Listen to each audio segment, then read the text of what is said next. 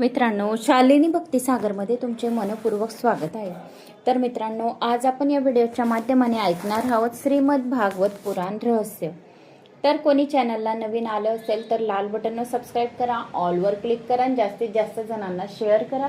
कुठून कोणत्या गावात तुम्ही माझा हा व्हिडिओ ऐकत आहोत आपल्या गावाची कमेंट्स करायला विसरू नका। श्री गणेशाय नमो नमः। वक्रतुंड महाकाय सूर्यकोटि समप्रभ निर्विघ्नं कुरु मे देव सर्वकार्येषु सर्वदा। ओम श्री गणेशाय नमः। ओम सरस्वत्यै नमः। ओम कुलदेवताय नमः। ओम गुरुदेवतेभ्यो नमः। ओम शांताकारं भुजगशयनं पद्मनाभं सुरेशं विश्वाधारं गगनसदृशं मेघवर्णं शुभांगं लक्ष्मीकान्तं कमलनयनं योगिर्ध्यानज्ञं वन्दे विष्णु भवभयहरं सर्वलोकैकनाथं निवासं। श्री श्रीनिवासा की जय, कोल्हापुरम महालक्ष्मी माता की जय, पद्मावती महालक्ष्मी माता की जय। ओम कृष्णाय वासुदेवाय हरये परमात्मने प्रणत क्लेशनाशाय गोविंदाय नमो नमः। ओम नमो भगवते वासुदेवाय नमः। तर मित्रांनो, तुमच्या बऱ्याच काही कमेंट्स आल्या, खूप खूप खूप मनापासून धन्यवाद। अशाच रोज कमेंट्स करत राहा, म्हणजे आपला व्हिडिओ वरती पोहोचेल आणि पुढे आपल्या यूट्यूबवाले आपल्या व्हिडिओला पुढे घेऊन जातील, म्हणजे खूप जणांना ऐकायला आपला व्हिडिओ भेटेल, भागवत पुराण ऐकायला मिळेल। तेवढीच आपली मदत जी आहे तर दुसऱ्यांसाठी ऐकण्यासाठी होईल, त्याच्यासाठीच आपण एक तरी छोटी मोठी कमेंट्स करत राहा। या काही प्रश्न राहिले तर ते सुद्धा केले तरी पण चालतील। मागच्या व्हिडिओमध्ये आपण मीराबाईने स्तोत्र म्हटलेले होते, गायले होते, तर आपण ते ऐकले होते। आणि प्रल्हाद आपल्या प्रभूला काय म्हणत आहे, भगवान विष्णूला, की जे आपण 2 अमृत बनवली आहे तर ते खूप चांगलं झालं, खूप ठीक झालं। तुम्ही जे अमृत सांगितले आहे तर ते अतिशय सुखदायी अमृत आहे। एक पहिलं कोणतं, कथा अमृत, आणि दुसरं नामामृत म्हणजे मंत्रांचा उच्चार। तर असे 2 अमृत सांगितले आहे भगवान विष्णूंनी आपल्याला। या सांसारिक जीवनामध्ये आपण सर्व काही आपण सांसारिक आहोत, तुम्ही मी सर्वजण आपण सांसारिक आहोत। आपण ज्ञान वैराग्य आपण धारण करू शकत नाही। आपण सर्व घर सोडून आपण वैराग्य धारण करायला कुठे नदी किनारी जाऊ शकतो का? नाही, कारण आपल्याला सर्वात मोठा विचार आपल्या मुलांचा येईल, आपल्या पतीचा येईल, आपल्या आई वडिलांचा येईल, सासू सासरे, बरेच काही आपल्यावर जिम्मेदारी राहते। तर ती जिम्मेदारी करत करत आपल्याला म्हातारपण येऊन जातो। आपण कुठे बाल्य अवस्थातून वयोवृद्ध अवस्थात येऊन जातो, आपल्यालाच कळत नाही। आपलीच मुलं एवढी छोटी छोटी राहतात, ती कुठं मोठी होऊन जातात, लग्नाचे योग त्यांना यायला लागून जातात। हे खूप आपल्याला आश्चर्य वाटतो। आपण जिम्मेदारी पार करतच आपल्याला वृद्ध अवस्था यायला सुरुवात होऊन जाते, तारुण्य अवस्था चालली जाते। 45-50 वय झाली म्हणजे तारुण्य अवस्था आपली जाण्याचे वेळ राहते, आणि तेथून 51 पासून आपली वृद्ध अवस्था लागायला सुरुवात होते। तर आपल्याला समजत नाही की आपल्याला 51 वर्ष चालू होऊन गेलं जिम्मेदारी पार करत करत।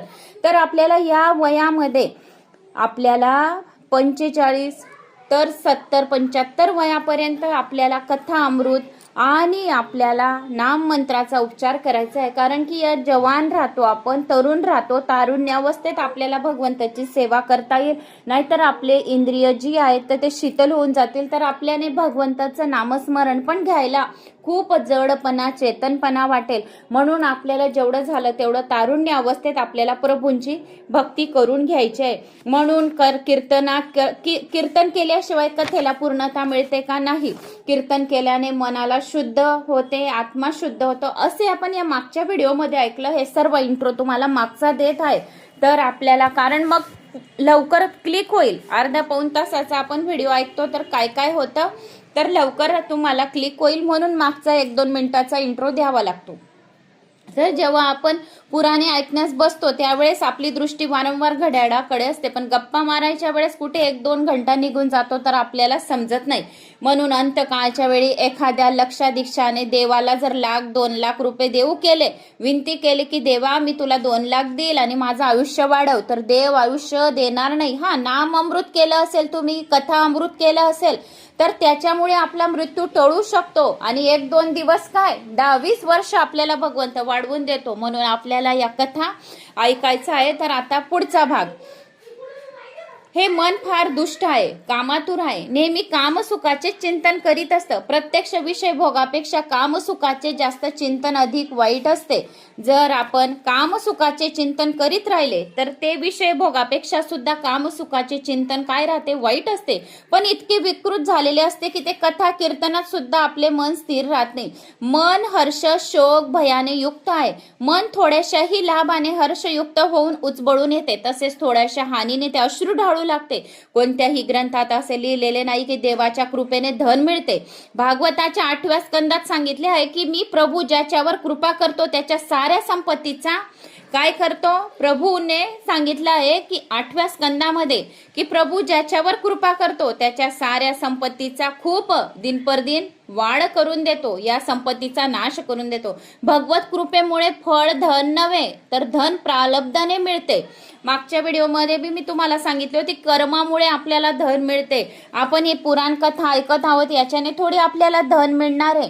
आपल्याला आपल्या झालेल्या पापांचा नाश होणार आहे आणि आपले कर्म जे आहेत तर ते चांगले होणार आहे. आपल्याला सद्गती मिळणार आहे. ज्या वेळेस आपला मृत्यू होणार आहे ना त्यावेळेस एकदम आरामाने आपला मृत्यू होईल आणि वैकुंठ लोकाची स्वर्ग लोकाची आपल्याला प्राप्ती होईल. या भागवत पुराणाने जर तुम्ही म्हणणार की मला धन मिळणार आहे, धन मिळणार नाही. आपल्याला आरोग्य चांगलं राहील, आपले परिवार खूप चांगलं राहील आणि आपल्याला जो सद्गती जी आहे तर ती अतिशय चांगल्या प्रमाणे प्राप्त होईल. आपण या आपल्या जीवनासाठी आपण आता हे कार्य करत आहोत. आपल्यासाठी हे कार्य आहे, आपल्या स्वतःसाठी हे कार्य आहे, आपल्या परिवारासाठी हे कार्य आहे. पण भगवंताची जर कृपा झाली, आपला आत्मा अतिशय शुद्ध झाला तर धन काय, सर्व काही इच्छा लगेच आपल्या पटापट पूर्ण होतील, कारण आपला आत्मा हा अतिशय शुद्ध झालेला आहे. म्हणून या कथा अमृताने आत्मा हा शुद्ध झालेला असतो आणि आपल्या मनातल्या इच्छा लवकरात लवकर पूर्ण व्हायला मदत होते. जर तुम्ही म्हणाल की पैसा मिळणार आहे तर पैसा कधीच मिळत नाही. म्हणून प्रारब्धाने हे धन मिळते, आपल्या कर्मामुळे धन मिळते. म्हणून कोणी पण आपल्या दारी आलं तर त्याला पाणी आणि जेवण नक्की द्या. कोणी आपल्या घरी आलं तर त्याला उपाशी तपाशी पाठवू नका. कोणीही अतिथी आलं म्हणजे साक्षात तो आपल्या घरी देव आलाय भेटायला असे समजून त्याला जेवण, वरण भात पोळी भाजी यथाशक्ती जे होईल ते तुमच्याने तर त्याला पोटभर जेवण करून पाठवा. याच्याने आपल्याला धन मिळतो. जो अतिथी आपल्या घरी आलेला असतो तर त्याच्याने तो आशीर्वाद देऊन जातो, तर त्याच्याने आपल्याला धनाची प्राप्ती होते. या कथा श्रवणाने नाही होत पण आपल्याला ज्ञानाची प्राप्ती होते. भागवत पुराण ऐकून आपल्याला ज्ञानाची प्राप्ती होते की काय करावे आणि काय नाही करू. याच्याने आपल्याला धनाची प्राप्ती होण्यासाठी हे ग्रंथ आपण ऐकतो. आपले कर्म चांगलं होण्यासाठी आपण या कथा अमृतांचा आपण श्रवण करत असतो. म्हणून भगवत कृपेचे फळ धन नव्हे तर प्रारब्ध मिळते. भगवंताच्या कृपाने तर मनाची शुद्धी होते. भगवंत ज्याच्यावर कृपा करतो त्याला संपत्ती नव्हे दारिद्र्य देतो. प्रभू कृपा झाली म्हणजे सत्कर्म करण्याची इच्छा होते. जीव एवढा दुष्ट आहे की थोड्याशा आनंदाने सुद्धा पागल होतो, लहानशा दुःखाने सुद्धा रडू लागतो. संसार पापमय आहे अशी कल्पना कधी करू नका. संसारातल्या नव्हे तुम्हाला आपल्या मनात दडलेल्या पापांचा जबाब द्यावा लागेल आणि आपला जो वरचा डायरेक्टर बसलेला आहे तर त्याला आपल्याला जबाब द्यावा लागेल. ज्या वेळेस आपल्या मृत्यूची वेळ येईल, आपल्याला भगवंताची मिळण्याची वेळ येईल तर आपल्याला त्याला जबाब द्यायचा आहे की खाली राहून आपण काय केले. तर आपण ठामपणे निर्दयपणे म्हणजे आपण त्याला अतिशय निडरपणे आपण त्याला जबाब देऊ शकतो की आम्ही खाली राहून इतके पुराण ऐकून आलेलो आहोत तर हा आपला आत्मविश्वास आपल्या बरोबर येणार आहे. तुम्ही जगातले पाप नाहीसे करू शकत नाही पण या संसाराचे सुख कसे आहे, खरूज खाजवण्याप्रमाणे आहे. मैथुनूचा आनंद इतर विषय आनंदी याच कोटीतले जोपर्यंत खरूज खाजवत राहाल तोपर्यंत गोडीचा आभास वाटेल, पण नखाच्या विषाने खरूज व्हा गजकर्ण वाढून त्रासही होऊ लागेल. ही सर्व तुच्छ व दुःखदायी आहे. यथ मैथुनादी गृहमेदी सुखम हि तुच्छम दुःख कंडूयनेन करोयोरिव दुःखम. गीतेत असं म्हटलं आहे की हे ही स्पर्शर्जा भोगा दुःख योनय यवते आद्यंतवंत कोणतेयन तेषु रमते बुधा. म्हणजे इंद्रिय व विषय यांच्या संयोगाने उत्पन्न होणारे भोग दुःखाला कारणीभूत होतात यात शंका नाही. त्यांना आदि व अनंत आहे म्हणजेच ते अनित्य आहेत. म्हणून ज्ञानी पुरुष या सुखात कधी रमत नाही. तो अशा सुखाची इच्छा कधीही करत नाही. जेव्हा इंद्रियांना लालूच सुटते त्यावेळी धीर करून माणसाला जर मनाला शांत ठेवेल आणि सावध राहील तर तो सुखी होऊ शकतो. प्रल्हाद प्रार्थना करू लागला, हे नाथ, मी या सर्व झंझटांनी थकून गेलो आहे. तेव्हा प्रभू म्हणाले, चल, मी तुला माझ्या धामामध्ये वैकुंठ लोकामध्ये घेऊन चालतो. प्रल्हाद उद्गारला, देवा, तुमच्यासोबत मी एकटा येऊ शकत नाही. मी इतका स्वार्थी नाही की मी माझ्या बालमित्रांना येथे सोडून देऊ. आपल्याबरोबर मी एकटा येईन तर मला एकट्यालाच मोक्ष नको. प्रल्हाद आपल्यासाठी सहपाठी असुर बालमित्रांचाही विचार करतो. तो सर्वांचीच मुक्ती इच्छितो आहे. केवळ स्वतःच्या कल्याणासाठी वनात साधना करणारी व्यक्ती स्वार्थ ठरते. एकांतात तप, साधन, भजन, तप करणारा केवळ आपलाच उद्धार करीत असतो. केवळ आपला स्वतःचाच उद्धार करणारा स्वार्थी असतो. आपल्या संसर्गात संगतीत जो कोणी येईल त्याचाही उद्धार करा, म्हणजे तोच खरा वैष्णव होय. आपल्या जन्मभूमीला जगातल्या अन्य कोणत्याही जीवांना तो सन्मार्गाकडे नेत नाही. आपल्या जन्मभूमीला जगातल्या अन्य कोणत्याही जीवांना जो सन्मार्गाकडे नेत नाही व एकांतात बसून तप ध्यान करीत राहतो, तो कितीही ज्ञानी असला तरी स्वार्थीच समजावा. म्हणून प्रल्हाद म्हणाला, हे प्रभू, मी स्वार्थी नाही. मी आपल्या निवासी लोकात येईन तर माझ्या या सर्व सोबत्यांना घेऊनच देवा मी तुमची काय स्तुती करू शकतो. वेदही आपली स्तुती ठीक रीतीने करू शकले नाहीत. मी तर लहान बालक आहे. या स्तुतीच्या शेवटच्या श्लोकात प्रल्हादाने ही 6 साधने सांगितली आहेत. तर कोणती कोणती 6 साधने सांगितली आहेत? जो या साधनेचा अवलंब करतो त्याला भगवत चरणाची अनन्य भक्ती प्राप्त होते. प्रार्थना तर कोणती कोणती 6 भक्ती सांगितली आहे? भक्त प्रल्हादाने जो कोणी या 6 प्रकारचे साधनेने भक्ती करेल त्याच्यावर भगवान विष्णूंचा आशीर्वाद राहील. प्रार्थना, पहिली प्रार्थना, सकाळी डोळे उघडल्यावरच ईश्वराचे लगेच स्मरण करावं, प्रार्थना करा, दर्शनी करा व भूमातेला प्रणाम करा. सकाळी उठल्याबरोबर कर दर्शन करा, म्हणजे हाताकडे पाहून संकल्प करा की आज या हातांनी पवित्र कर्मच करीन की जेणेकरून भगवंताला माझ्या घरी येण्याची इच्छा होईल. हात क्रिया, हात काय आहे तर क्रियाशक्तीचे प्रतीक आहे. आपले हात हे क्रियाशक्तीचे प्रतीक आहेत. म्हणून दररोज उठल्याबरोबर आपल्या हातांकडे पहा. मी रोज 3री 4थीत होती, स्वाध्यायाला जात होती, तर तेव्हापासून मी हातांकडे बघते. 3री 4थीतच खूप लहान वयात 8-9 वर्षाची होती तेव्हापासूनच खूप लहान वयात हा मंत्र तेव्हापासून बोलत आहे, तर आतापर्यंत पण बोलतच आहे. मला असं वाटलं तुम्हाला सर्वांना माहिती आहे म्हणून कदाचित मी याचा तुमच्याजवळ शेअर नाही केले, पण आज याच्यात पुराणात आलं तर तुमच्याबरोबर शेअर करत आहे. तर कोणता मंत्र बोलायचा आहे आपल्याला उठल्या उठल्या? कारण हे आपले हात सत्कर्मच करीत राहतात. शिवो भूतबा शिवम यजती, कल्याण रूप बनू त्या कल्याणकारकाची पूजा करा. प्रांतकाळी हा श्लोक म्हणा. आणि सकाळी कोणता श्लोक बोलायचा आहे आपल्याला? हातांकडे बघून दोघे हात जोडा आणि उठल्याबरोबर धरतीवर पाय पण नका ठेवू, बिस्तरातच आपल्याला दोघे हातांकडे बघायचं आहे. कराग्रे वसती लक्ष्मी, करमध्ये सरस्वती, करमूले तू गोविंद, प्रभाते कर दर्शनम. या मंत्राचा आपल्याला दोघे हातांकडे बघायचं आहे आणि स्मरण करायचं आहे. म्हणजे याचा अर्थ असा आहे की आजकाल तर करदर्शनाऐवजी कपदर्शन चालू आहे. उठल्याबरोबर लोक आपल्या तोंडाला चहाचा कप लावतात, चहा बरोबर बिस्किट खातात आणि नंतरच इतर कामांना प्रारंभ करतात. प्रांतकाळी उठल्याबरोबर अथरून सोडण्यापूर्वी प्रथम भगवंताला वंदन करा व त्यांची प्रार्थना करा की देवा मी तुमचा आहे, तुम्ही माझे हात माझ्या हृदयात विराजमान व्हा, माझा हा शरीर रथ तुम्ही चालवा. सकाळी दीनतापूर्वक देवाची प्रार्थना करा, हे कृष्णा, आपण ज्याप्रमाणे सारथी बनून अर्जुनाचा रथ चालवला त्याचप्रमाणे माझा हा शरीर रथ पण तुम्हीच चालवा. शरीर रथाचे स्वामी तुम्हीच आहात. भटकणाऱ्या इंद्रियांना प्रतिबंध तुम्हीच करा. माझ्या इंद्रिय रूपी घोड्यांना तुम्ही सांभाळा आणि माझे रक्षण पण तुम्हीच करा. याचा अर्थ कराग्रे वसते लक्ष्मी, करमध्ये सरस्वती, करमूले तू गोविंदा, प्रभाते कर दर्शनम. याचा अर्थ या संपूर्ण हा आहे मराठीत. जर भगवंत तुमच्या शरीर रथाचे सारथी बनतील तर तुमचा रथ नियोजित ठिकाणी पोहोचेल.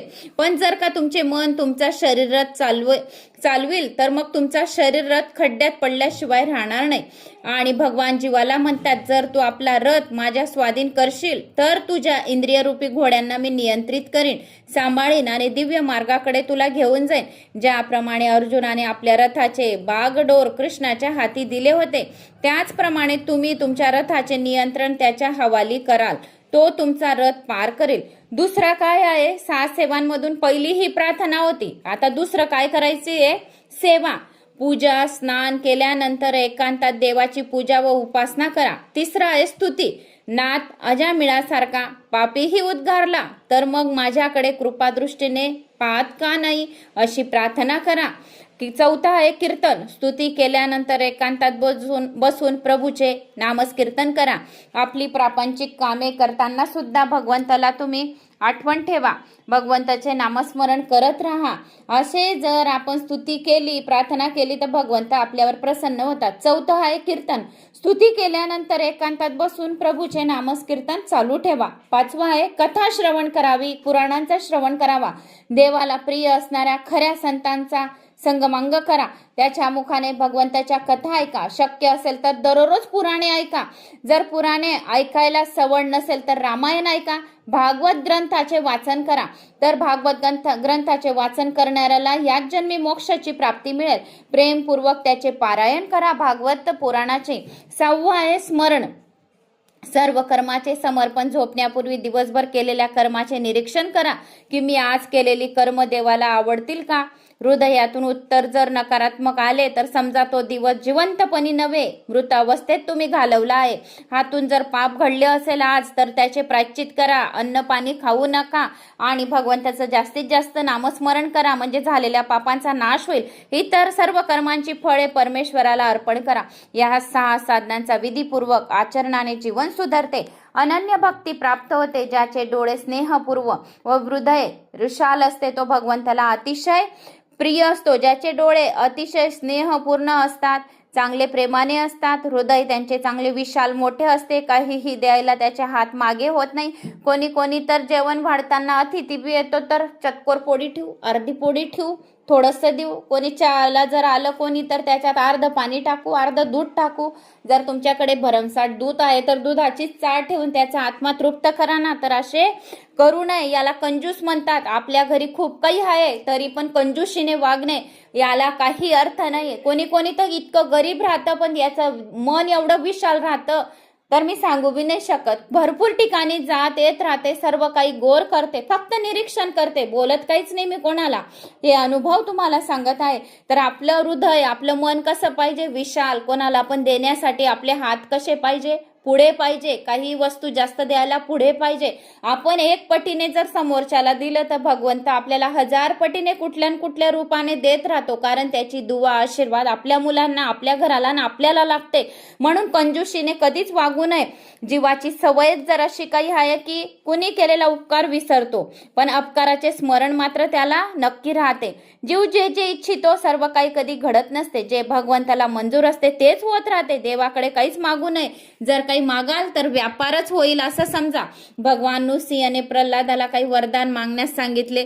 प्रल्हाद तर निष्काम भक्त होता म्हणून त्याने भोग आदी काहीच मागितले नाही. जो देवाची भक्ती करून मोबदल्यात काही मागतो तो बनिया समजावा.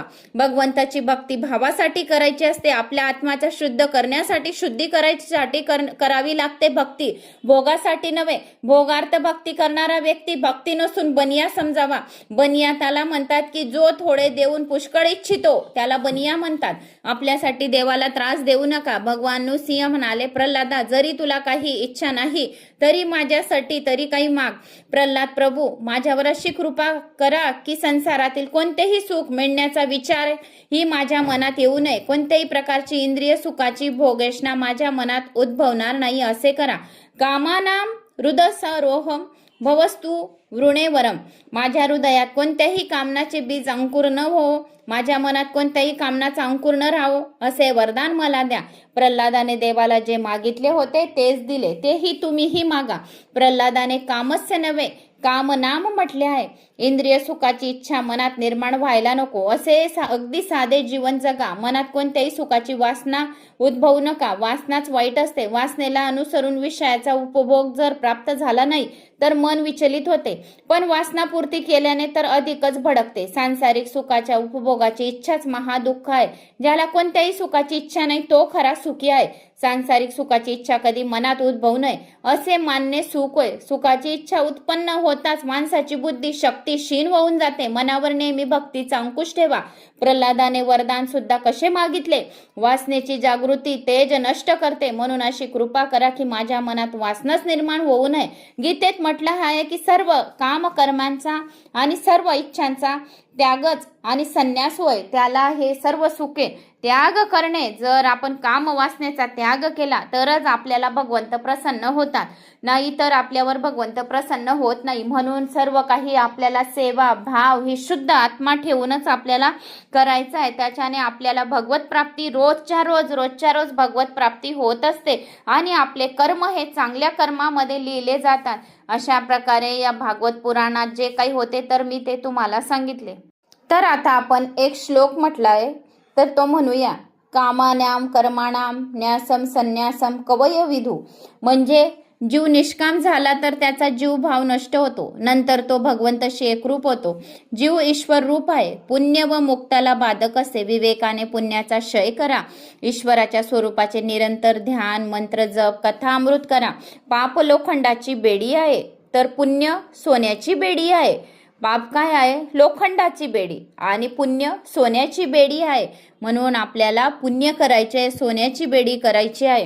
हे जीवन या दोघांच्या नाशानंतरच जीवाला ईश्वराच्या धामात यायला जागा मिळते. प्रल्हाद म्हणाला, नाथ अशी कृपा करा की माझ्या पित्याला पण दुर्गती प्राप्त न व्हावी. भगवान नृसिंह म्हणाले, तुझ्या पित्याला सद्गती देण्याची शक्ती माझ्यात नाही. तुझ्या सत्कर्माच्या जोरावरच तुझ्या पित्याला सद्गती मिळेल. जो कोणी भागवत पुराणाचं श्रवण करतो त्याच्या पूर्ण परिवाराला सद्गतीची प्राप्ती होते, मोक्षाची प्राप्ती होते. यमदूत त्याला हात लावत नाही. नरक यातना त्या घराला त्या परिवाराला होत नाही. तर तू जे करत आहे पूजा पाठ, तर त्याच्यानेच तुझ्या जोरावरच तुझ्या पित्याला सद्गती प्राप्त होईल.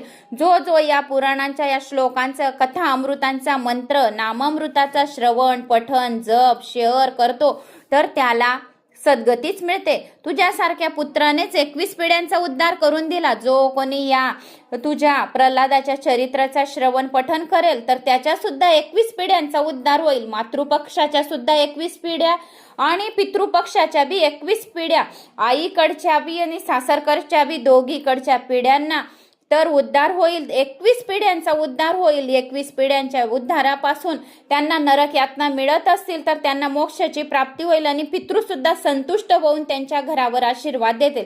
7 पितृपक्षाच्या 7 शूर पक्षाच्या 7 प्रल्हादा. आजपर्यंत मी रावण शिशुपाल किंवा अन्य कुणा दैत्यांना आपल्या मांडीवर कधी बसवलं नाही, पण तुझ्यासारख्या भक्तीसाठी मी आज तुझ्या पित्याला मांडीवर बसवले. तुझ्यासारखा भगवत भक्त वडिलांचा उद्धार करीत असतो. तुझ्यामुळे तुझ्या वडिलांचा उद्धार झाला आणि माझ्या मांडीवर बसले आणि माझ्या मांडीवर बसून त्यांचा मृत्यू झाला. तुझे वडील खूप भाग्यवान आहे. तुझ्यामुळे तुझ्या वडील भाग्यवान झालेले आहेत, यात शंका नाही आणि आश्चर्याची गोष्टी सुद्धा नाही. माता पिता दुराचारी असले पण पुत्र जर सदाचारी निघाला तर माता पित्यांचा उद्धार होतो. पण माता पिता सदाचारी असून पुत्र जर दुराचारी असेल तर माता पित्यांचा उद्धार होऊ शकत नाही, त्यांना दुर्गतीच प्राप्त होते. शुक्राचार्य सांगतात की राजा, आता तुझी खात्री झाली असेल तर भगवंताच्या शिक्षेत करुणा असते. भगवंत ज्या दैत्यांना मारतात त्यांचा उद्धार पण करतात. निष्काम भगवंताचे काम भावनाने चित्त करणाऱ्या गोपी भगवानमय झाला तर शिशुपाल क्रोध भावनेने भगवंताचे चिंतन करीत असे तरी तोही भगवत रूप झाला. कंस ही भयाने भगवंताचे चिंतन करीत असे तरी तो सुद्धा कृष्ण स्वरूप झाला. गोपी काम भावनेने शिशुपाल क्रोध द्वेषाने कंस भयाने. गोपी काम भावनेने शिशुपाल क्रोधाने कंस भयाने देवाचा उद्धारच करत होता. देवाचे ध्यानच करत होता, भगवंताचे ध्यानच करत होते हे तिघी पण. तरी सुद्धा त्यांचा काय झाला? उद्धार झाला आणि सद्गती प्राप्त झाली, मोक्षाची प्राप्त झाली. अटळ वैरभाव वैरहीन भक्तिभाव भय स्नेह किंवा अन्य कोणत्याही कामनिक भावनाने भगवंताची पूजा केली तरी सुद्धा आपल्याला सद्गतीची प्राप्ती होते. भगवंताच्या दृष्टीने या भावात काही भेद नाही, पण तन्मयता ही मुख्य आहे.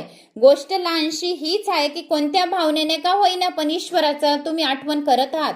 तुम्ही क्रोधाने भगवंताला आठवण करा की प्रेमाने आठवण करा, पण भावना तर तुम्हाला ईश्वराच्या तन्मयताचीच आहे ना. क्रोध, आता शिशुपाल सुद्धा क्रोध करत होता. कंस भगवान श्रीकृष्णाचं नाव घेऊन घेऊन पण क्रोध आणि भय करत होता. तरी सुद्धा ते कोणतीही भावना असे पण ईश्वराची तन्मयता त्यांच्यामध्ये होती ना. भगवंताचे द्वारपाल जय आणि विजय यांचे 3 अवतार झाले होते.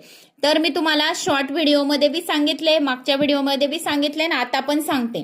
तर भगवान विष्णूचे द्वारपाल जे होते जय आणि विजय यांचे 3 अवतार झाले होते. कोणते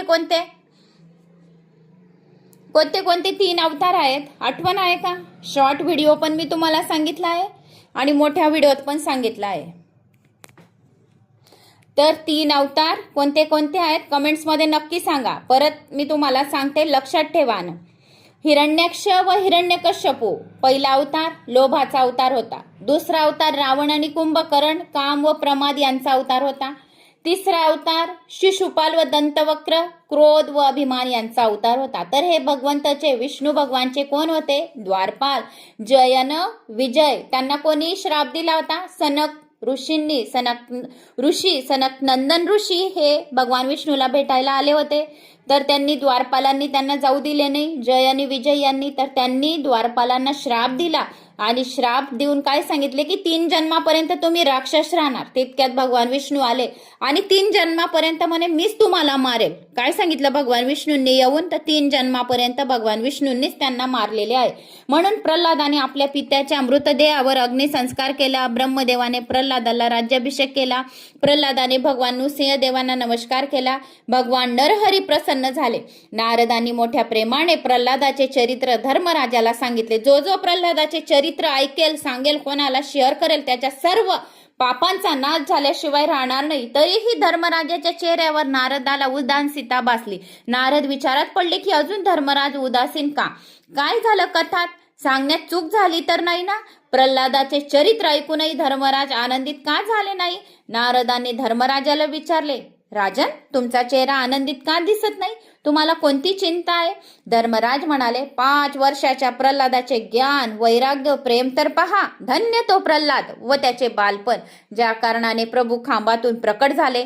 त्याचे प्रेम सुद्धा धन्य होय की प्रभू साक्षात प्रकट झाले. मी 55 वर्षाचा झालो, पण मला एकदाही भगवंताचे दर्शन स्वप्नात सुद्धा घडले नाही. माझे जीवन पशुसारखे आहेत, कारण की मला भगवान स्वप्नात सुद्धा दिसले नाही. ज्यांना ज्यांना भगवंत स्वप्नात दिसत असतील तर साक्षात त्यांना दर्शन देऊन दिले भगवान विष्णूंनी. भागवत पुराण जे जे श्रवण करत असतील त्यांना नक्की अनुभव आला असेल. 100% गॅरंटीने सांगते मी. एवढे 100% गॅरंटीने सांगून देते की ज्यांनी भागवत पुराण ऐकलं आहे त्यांना स्वप्नात दर्शन दिलेच असेल. कोणाकोणाला स्वप्नात कोणत्या ना कोणत्या कारणास्तव दर्शन दिले असेल तर कमेंट्स करून नक्की सांगावे. पहिल्याच दिवशी की मी ज्या दिवशी भागवत पुराण वाचायला पहिलाच दिवस होता, अधिक मासचा दिवस होता, त्याच दिवशी भगवान जगन्नाथ रथात बसलेले आहे आणि द्वाराहून रथ जात आहे. त्याच दिवशी मला स्वप्नात दर्शन देऊन दिले. मी सांगितले, प्रभू धन्य झाले मी की मी आज भागवत पुराण तुमचं आजच लावणार आहे, अधिक मासचा पहिला दिवस, आणि तुम्ही मला येऊन स्वप्नात दर्शन दिले. मी खूप धन्य झाली. तुमचा माझ्यावर आशीर्वाद आहे. मी आता हे समजेल, माझे मागच्या जन्माचे खूप काही पाप झालेली आहेत माझ्या हातून, कारण तुम्ही माझ्यापासून माझी लहानपणातच माझी आई तुम्ही माझ्याकडून हिरावून घेतली आहे, हे मला 100% समजून गेले आहे.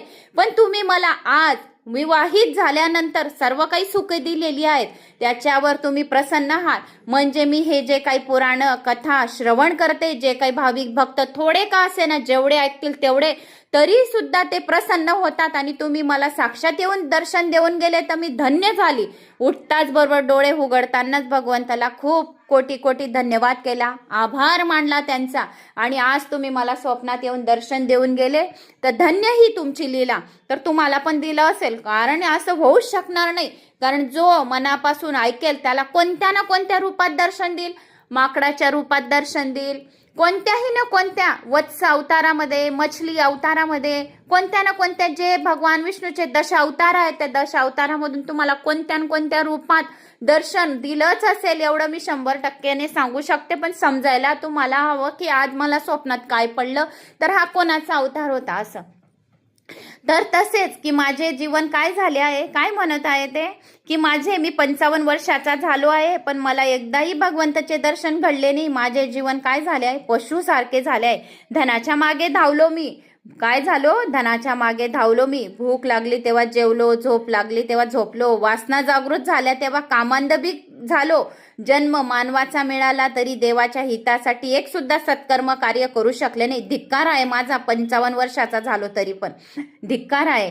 कुत्र्याप्रमाणे माझे जीवन गेले, म्हणजे मी अजूनही भगवतात लीन होऊ शकलो नाही, भगवत प्रेमाने वेडा झालो नाही. जो भगवत प्रेमाने भगवान श्रीकृष्णाच्या विष्णूच्या प्रेमाने वेडा झालेला राहतं त्याचे जीवन सफल होते. मला अजूनही भगवत प्राप्ती झाली नाही. पण पहा ना, 5 वर्षाचा बालक भक्त प्रल्हाद भगवत प्राप्ती करून घेतली. शरीरम सुरूपम नवीनम कलत्रम धननम मेरुतुल्यम यश शारू चित्रम हरेरम घ्री पद्ये मनक्षेत्र लग्नम. म्हणजे याचा अर्थ काय आहे? तथा किम तथा किम तथा किम तथा किम. शरीर सुंदर, नूतन पत्नी, मेरू पर्वता एवढे माझ्याजवळ धन, दिगंत कीर्ती या गोष्टी असून जर मन प्रभू चरणी लीन झाले नसेल तर त्याचा काय फायदा? शरीर खूप सुंदर आहे, पत्नी खूप सुंदर आहे, शरीर खूप सुंदर दिलंय देवाने, पत्नी पण आपल्याला खूप सुंदर दिली आहे, आणि मेरू पर्वता एवढे आपल्याजवळ धन आहे आणि कीर्ती दिगदिगांतांमध्ये आहे. या गोष्टी असून सुद्धा जर आपण प्रभू चरणी भजन केले नाही, कीर्तन केले नाही, भागवत पुराण ऐकले नाही तर त्याचा काय फायदा? त्यांनी काय साधेल?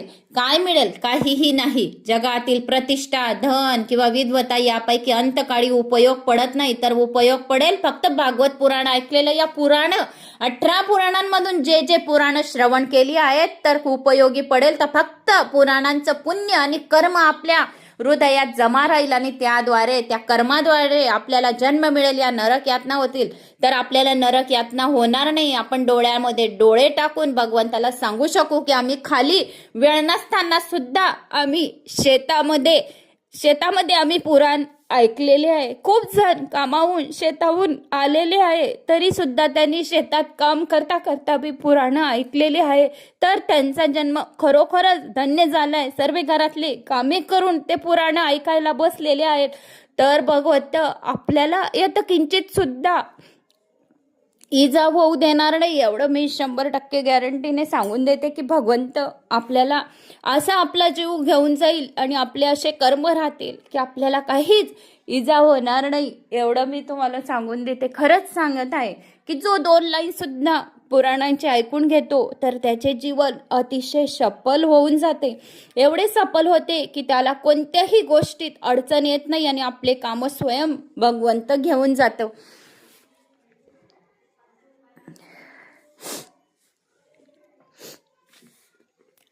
अंतकाळी उपयोग काहीच पडत नाही. फक्त पुराणांचे श्रवण केलेलेच आपल्याला कामात येणार आहे.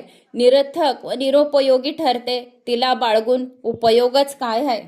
तर आपण जे काही पुराण आपण ऐकलेले आहेत तर हेच आपल्या बरोबर येणार आहे. जे काही कर्म आपण कोणाला काही खाऊ घालतो, पाणी देतो, काही त्यांच्या गरजा पूर्ण करतो, फक्त तेच आपल्या कामी येणार आहे. दुसरं काहीच आपल्या सोबत येणार नाही आहे.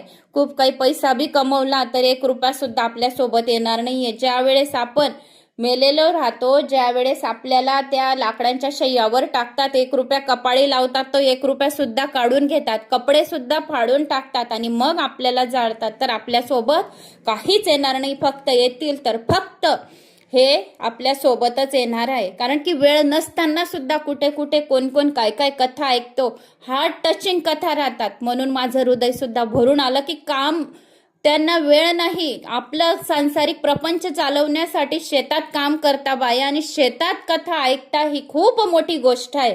तर शेतात काम करताना जर कथा ऐकली, ज्याचं शेत आहे त्याच्यामध्ये साक्षात विराजमान होईल आणि सोन्यासारखं त्या शेतांमध्ये पिकं येतील. एकदा एका नौकेत बसून काही सुधारक विद्वान प्रवास करीत होते. एकदा काय झाले की विद्वान प्रवास करीत होते. बोलता बोलता त्यांनी नाविकाला विचारले की तू किती शिकलास आहे? नाविक म्हणाला, कशाचं शिक्षण ने कशाचं लेखन, मी तर फक्त नाव चालवतो. विद्वान म्हणाला, तुला इतिहासाचे काही ज्ञान आहे का? इंग्लंडमध्ये किती एडवर्ड राजे झाले आहेत? नाविक उत्तरला, मला इतिहासच माहित नाही. पंडित पुढे म्हणाला, तर मग तुझे 1/4 आयुष्य वायाच गेलेले आहे. तुझे जे आयुष्य आहे तर पूर्ण वाया गेले. तुला काही भूगोल तरी कळतो का? लंडन शहराची लोकसंख्या किती आहे? नाविक उत्तरला, मी भूगोल पण जाणत नाही. पंडितांना परत विचारले, वा, अरे तुझे अर्धे आयुष्य तर फुकट गेले म्हणायचे. बरं, तुला साहित्याचे तरी ज्ञान आहे का? शेक्सपियरचे रिपियरचे कोणते नाटक तू वाचले आहेस का? नाविक शरमून म्हणाला, मी तर साहित्य शिकलो नाही न काही, कसले भूगोल शिकलो नाही न इतिहास शिकलो नाही, मला काहीच ज्ञान नाही. पंडित हळहळत म्हणाला, तर तुझे 3/4 आयुष्य असेच व्यर्थ गेलेले आहेत. इतक्यात वादळ सुटले आणि नाव इकडे तिकडे डोलू लागले. नाविकांनी त्या विद्वानांना विचारले, महाराज, वादळ सुटले आहे, असे वाटत आहे की आता माझी नाव पाण्यात बुडणार आहे. आपण सर्वांना पोहणे येते का? सर्व विद्वान पंडित म्हणाले, आम्हाला पोहता येत नाही. नाविक म्हणाला, हर हर, आपणाला पोहता येत नाही तर आपले आयुष्य तर पाण्यातच जाणार आहे आता. आणि तसेच झाले. वादळात नाव बुडाली, तिच्याबरोबर सर्व विद्वान पंडितही बुडाले, पण नाविक मात्र पोहून तीरावरून वर आला. श्री रामकृष्ण हरी, रामकृष्ण हरी. श्री रामकृष्ण परमहंस नेहमी दृष्टांत ऐकवीत असतात. संसार हा एक समुद्र आहे. या भवसागरातून एनकेन प्रकारे बाहेर निघायचे आहे. जी विद्या आणि भवसागर तरुण जाण्यासाठी उपयुक्त असेल तीच खरी विद्या समजावी. भवसागर तरुण जाण्यासाठी एकमेव साधन म्हणजे भजन होय. ही भजन रूपी विद्यानं शिकता इतर सांसारिक विद्या शिकून पंडितांचा अभिमान बाळगणारी व्यक्ती या भवसागरात बुडून जाते. जी विद्या अंतकाळी परमात्म्याचे दर्शन घडवत नाही ती विद्याच नव्हे. संयोगात दोष दर्शन व वियोगात गुणदर्शन हा जीवाचा स्वभाव आहे. धर्मराजाच्या राजसभेत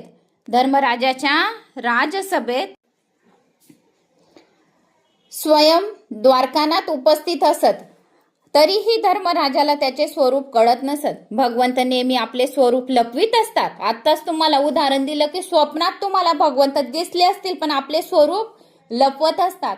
जो खूप भाग्यवान आहे त्यालाच तो साक्षात दर्शन देत असतो.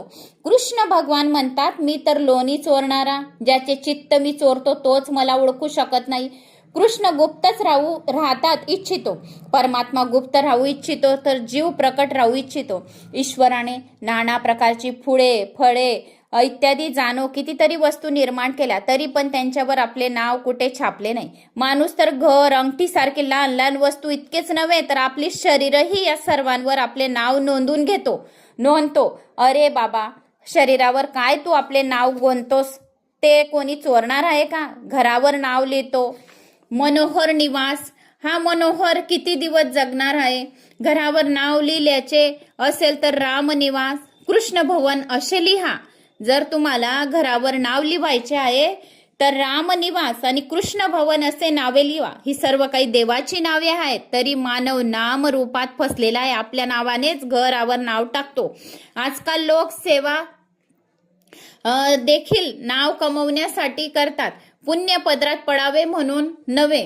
आजकाल सेवा जे आहे तर ती कशी करतात? पुण्य पदरात पडावे म्हणून नव्हे, नाही तर नाव कमवण्यासाठी. कोणीतरी शिवकथा ठेवून देतो, शिवपुराण ठेवून देतो, तर तो नाव कमवण्यासाठी ठेवतो, पुण्य पदरात पडावे याच्यासाठी नाही. मंदिरात जर एखादी वस्तू द्यायची असेल तर तिच्यावर आपले नाव टाकून देतो की मी दिली आहे. लक्षात असू द्या की अतिशय प्रसिद्ध पुण्याचा क्षय करते. कृष्ण पांडवातच राहत असत, पण त्यांनी कुणी ओळखत नव्हते आणि ते ओळखले पण कसे जाऊ शकत होते. युधिष्ठिराच्या राजसूय यज्ञाच्या भोजन समारंभात उष्ट्या पतरवाळी काढण्यासारखे काम ते करीत असत. गीता गायक श्रीकृष्णाचा हाच तर आहे. तो दिव्य कर्मयोग गीतेत सांगितल्याप्रमाणे त्यांनी आपले जीवन घालवले. कृष्ण धर्मराजाला म्हणाले, महाराज, आपल्या यज्ञात मलाही थोडं काम करण्याची संधी द्या, मी उष्ट्या पत्रवाळी काढीत जाईन. कृष्णाने तेच काम केले, म्हणून धर्मराजाला वाटले की हा आपला मामाचा मुलगा आहे, म्हणून तर असे करत नाही. मी ईश्वर आहे असे देवाला कधीच वाटत नाही. जर ईश्वराला ईश्वराचा अभिमान होईल तर त्याचे ईश्वरत्व काय होईल? नष्ट होऊन जाईल. आणि धर्मराजाला या गोष्टीचा काय विसर पडला की प्रत्यक्ष भगवान श्रीकृष्णच आपल्याशी बोलतायत, म्हणून तो असा म्हणाला, मला अजून भगवंताचे दर्शन झाले नाही. राजा, तू तर प्रल्हादापेक्षा अधिक भाग्यशाली आहेत. भगवंत तुझे नातेवाईक होऊन तुझ्या घरात राहत आहेत. आमच्या घरातही भगवंत आहेत, पण नारदासारख्यांनी दृष्टी दिल्यावरच आम्हाला त्याचे दर्शन घडू शकते.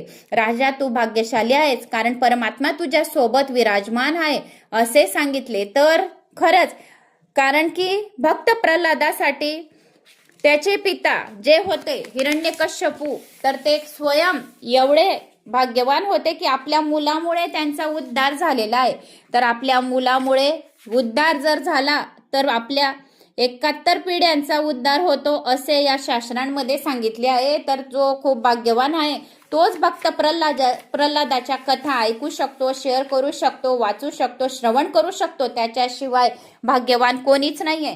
जो हे भागवत पुराण ऐकतो त्याच्याशिवाय भगवान, ज्याच्या नशिबात खूप काही जन्माचे पुण्य आहे त्यालाच या कथा ऐकायचा योग दिलेला राहतो. तर मला अशी आशा आहे की तुम्हाला माझा हा व्हिडिओ आवडला असेल. आवडल्यास लाईक, शेअर, सबस्क्राईब नक्की करा. जय श्री महाकाल. ओम नमो भगवते वासुदेवाय नमः.